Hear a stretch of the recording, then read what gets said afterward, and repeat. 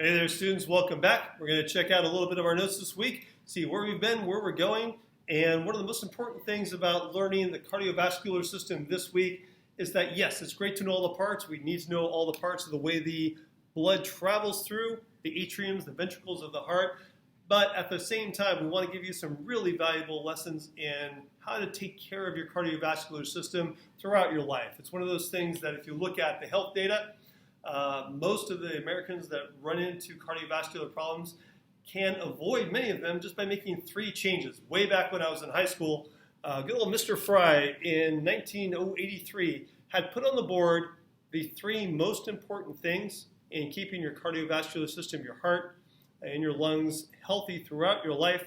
And provided there's no congenital defects, those 3 back in 83 are still applicable today, and they are: 1, maintaining a healthy weight, a healthy body mass index, we call that. We'll see a little bit more of that when we go more deeply into all the human body systems.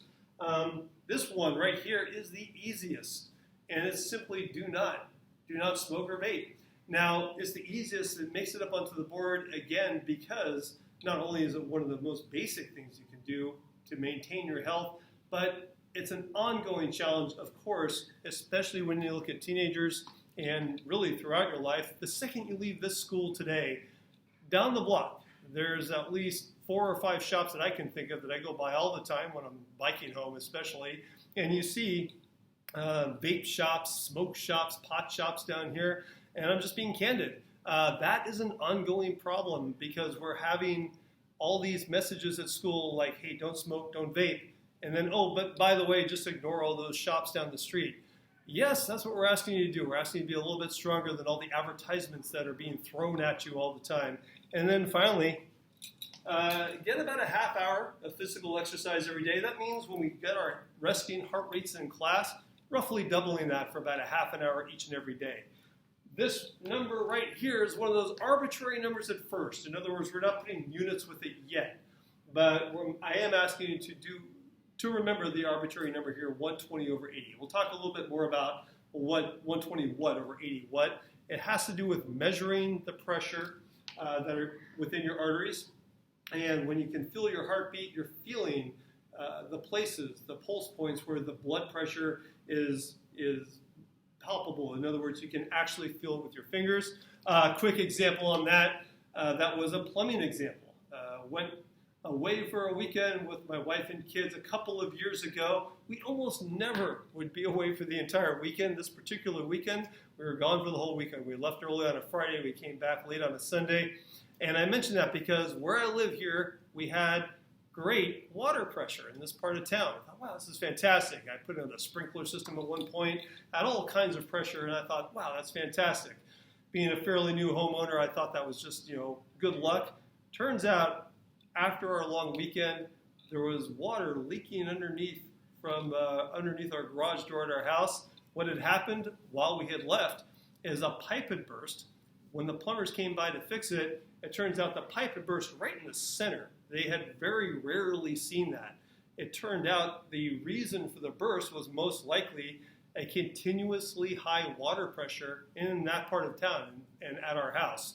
In other words, if you think about your heart and your cardiovascular system as being pipes and a pump, if you have continuously high pressure all the time, it will cause wear and tear on your arteries and veins, and you're talking about the potential for things like bursts, for aneurysms.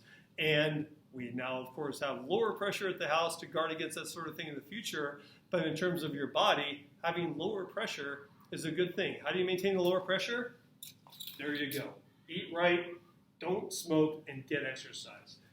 In class, one of the things that we did was getting our data for 2 different things. Now, this will go back a little bit to the beginning of the year when we're putting data on an independent variable, that's the x-axis, and the dependent variable, the y-axis. When we're looking at this little thing I drew in here very quickly earlier in the year, I'm talking, 3 or 4 weeks into the year when we were talking about the data that we put onto a graph over in Capella in Weideman's room across the hall. You guys are doing that in your math classes over there. We were looking at Edwin Hubble's data from observing things out in the universe that were far away and we're moving very, very, very fast away from our solar system. In other words, in general, you had things that were very, very far away, moving away faster from Earth than you had things that were closer. This led to the idea of the expanding universe. Is everything that is far away moving fast away from us? No, there are always little hiccups in the data. We're going to talk about that in a second. They're called outliers. For example, the great galaxy of Andromeda is rushing towards the Milky Way galaxy right now, and it'll be here in about 4 billion years if you wait around for that. We'll get back to these, but this data that's up on the board, these notes that are up on the board, were meant to express to the students that, hey, you want to make sure that your data is not so crammed in on your graph that you can't really tell, hey, is there a trend or not? And how do you know if there's a trend? Let's get to the whiteboard here. When we're looking at trends, we're looking roughly, for a straight line in our data. Will there ever be a truly straight line? No. But for example, when I'm looking at this example that we gave in class, you have your independent variable, again, the x over here, the dependent variable, the y, and we used a classic example of the GPA. You go up to 4. Students are all very well aware of their GPA these days. From 1 to 4, certainly in some cases it can be past 4, but we're going to go with a traditional 1 to 4 GPA. And down here might be hours spent studying. You would expect there to be a connection between the number of hours students are putting in studying versus their GPA, and it turns out there is. Most of the time, the hours per week spent studying relates very closely to their current grade point average. Does it always? No, and this is always one of the big challenges in education. Perhaps a student is putting in all kinds of hours, they still have a relatively low GPA. That's where the challenges come in about, okay, how do we organize the data? How do we organize our information better? How do we spend our study time efficiently? But in general, you're going to see a line like this. Is it going to be a perfectly straight line? No, but when there's a roughly straight line with the data, we have what's called a positive correlation. Quick example of where you might have an outlier this way.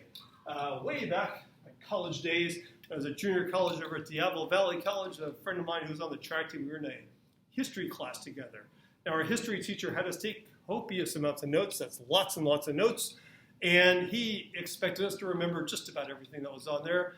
Loved that class. It was a fantastic class, but I remember taking notes all the time. I was filling up reams of papers with notes.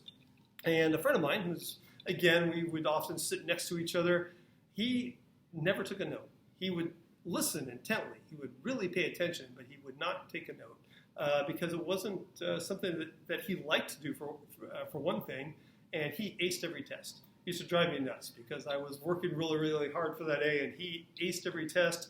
He had a 4.0 go across the board. He was one of those students, and based on my teaching experience, roughly, and this is based on some data, roughly about 1 in 100 students is like this. They can listen and remember and recall everything, but those are definitely the outliers. Wish I was one of those people. But most of us had to put in lots of hours to get that high GPA. If you are an outlier here or an outlier there, that doesn't invalidate. In other words, it still means that in general, the more hours you put in, the better your GPA.